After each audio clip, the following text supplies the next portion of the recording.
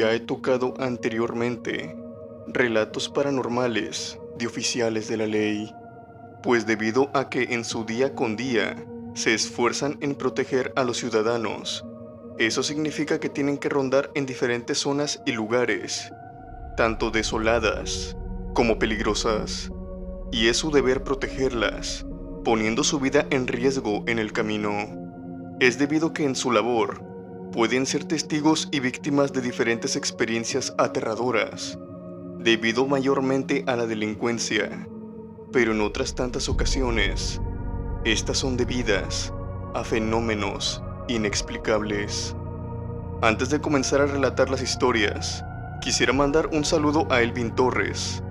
Ahora sí, comencemos con el video.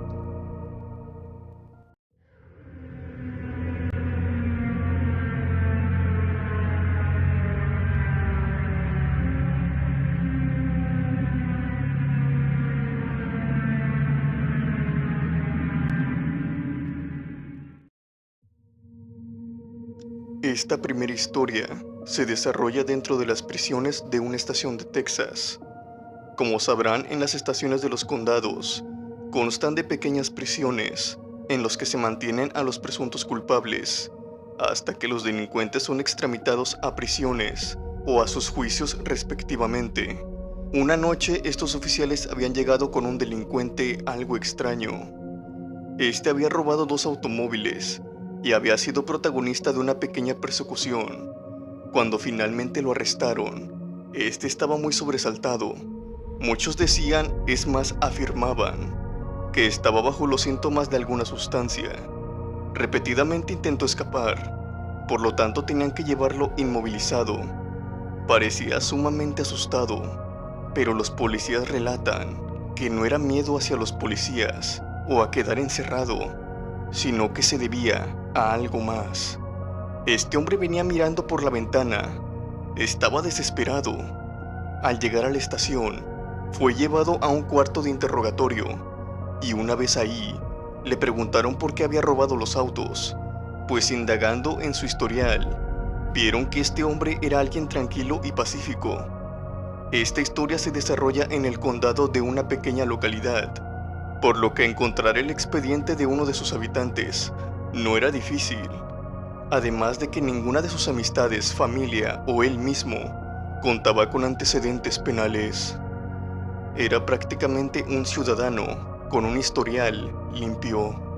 Al repetirle varias veces por qué había robado los coches y por qué se encontraba huyendo a una gran velocidad, poniendo en riesgo las vidas de los transeúntes, este contestó que estaba huyendo de un hombre. Era un hombre alto, no tenía ojos y su boca era extraña. Parecía no tener labios, pero a la vez, este sí contaba con una boca. Esta la abría levemente para sacar la lengua, que era lo más parecido a la lengua de una serpiente. Cada vez que sacaba la lengua, hacía el movimiento que haría una serpiente. Le contó a los policías que este hombre había entrado por la noche a su casa y le había quitado la vida a su esposa y a su hija. Esta información ocasionó que los policías se movieran rápidamente hacia el domicilio del hombre. Al llegar las patrullas y entrar a la casa, se dieron cuenta que todo era verdad. Los cuerpos se encontraban en la sala. El motivo de los decesos era mediante estrangulación. Llevaron al hombre a las celdas del presunto hasta que la investigación de la escena en la casa terminara. Él era el principal sospechoso. Este caso no fue cerrado, pues ni siquiera este hombre tuvo el tiempo de defenderse. Al poco tiempo de haber sido encarcelado, este fue encontrado en su celda ya sin vida, mediante el método con el cual había fallecido su hija y su esposa. Esta historia hubiera terminado aquí, con 3 muertes inexplicables y muchas dudas sobre qué fue lo que pasó.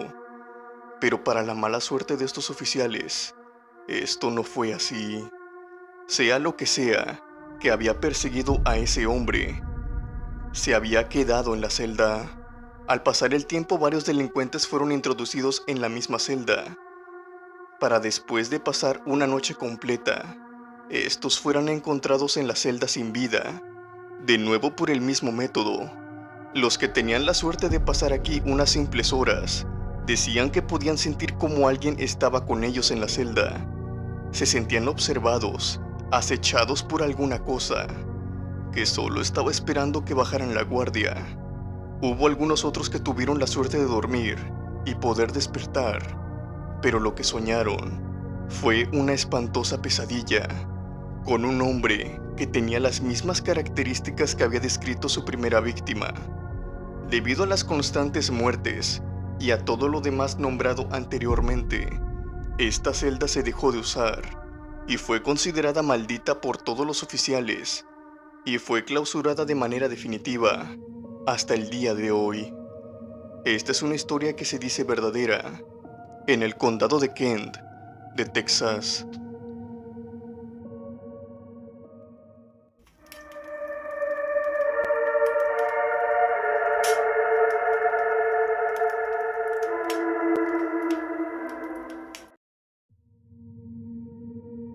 El siguiente relato ha sido modificado para no dañar la sensibilidad de algunos oyentes.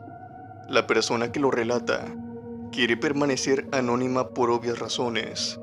Se les pide discreción a todos los oyentes. Hola a todo el grupo de la cripta embrujada. Quisiera contar una experiencia muy terrorífica que me pasó en mis primeros meses de policía. Aclaro, no es nada paranormal, pero digamos que cuenta como una historia de terror, ya que se sorprenderían de las cosas que un policía, militar o investigador privado puede ver al moverse por estos rumbos. Al salir de la academia me habían mandado al norte del país, exactamente a uno de los cruces entre México y Estados Unidos, en el municipio de Reynosa, Tamaulipas. Mayormente lo que tenía que hacer ahí era acto de presencia y ayudar en algún atasco o en cualquier percance que tuvieran los agentes federales. La noche pasaba como cualquier otra, cuando de pronto me llamaron para apoyar en una de las entradas. Mi escuadrón se movió de inmediato hacia el punto. El problema era debido a una casa móvil, o casa rodante como quieran decirle. Dentro de este venía una familia, un matrimonio joven y 3 niños de 3 años de edad cada uno. Vuelvo a repetir, yo había salido de la academia, no le veía nada de malo, pero obviamente había personas más experimentadas que yo, y por así decirlo con mucho más colmillo en el trabajo, por lo que sabían que en esa casa móvil algo extraño pasaba. Nos colocaron a los extremos de esta y nos dijeron que estuviéramos al pendiente. En ese momento debo admitir que estaba muy relajado. Pensaba que de seguro se trataba de un problema con los papeles o algo así. No imaginaba siquiera lo grave que era. A ambos jóvenes los detuvieron y les quitaron armas que tenían en su cintura. Eso me sorprendió algo, pero conociendo las leyes que se manejan del otro lado, la verdad es que no fue tanto. Después nos dieron la orden de inspeccionar la casa móvil. Al entrar yo no vi nada de malo, pero uno de los agentes se acercó y le dio un tirón a la cama, y ésta se levantó revelando un pequeño cajón, donde se encontraban apilados cuerpos de diferentes edades. De repente algo empezó a tocar por debajo de estos. Al hacerlos a un lado, nos dimos cuenta que había una especie de caja de metal, lo más parecido a una caja fuerte. Los jóvenes confesaron que ahí dentro venía una niña, así que rápidamente nos pusimos manos a la obra, pues decían que se le podía acabar el oxígeno. Hicimos nuestro mejor esfuerzo, y al abrir la caja afortunadamente la niña aún seguía con vida. De las demás víctimas, todas fueron reconocidas por sus familiares, o al menos eso fue lo que escuché, pues todas eran personas desaparecidas, no mayor a 3 meses. De lo que pasó esa noche, no se le dijo nada a nadie. Todo quedó en total discreción, pues puedo asegurarles que gran cantidad de las cosas que pasan no son notificadas a la prensa, y de muchos casos no se sabe. A menos de que haya un celular que grabe, esto no se llega a saber. La cara de la niña no me la he sacado de mi cabeza. Se me ha quedado grabada. El terror, el miedo, la confusión. Además, esta lucía muy flaquita y enferma. Es algo que no puedo imaginar vivir. Por suerte no llegó a su destino. Quién sabe qué tan horrible hubiera sido. Ella tuvo suerte. En la gran cantidad de casos, esto no pasa. Por eso quiero dar un consejo aparte de esta historia. Cuiden bien a sus hijos. Basta un simple descuido para no volverlos a ver.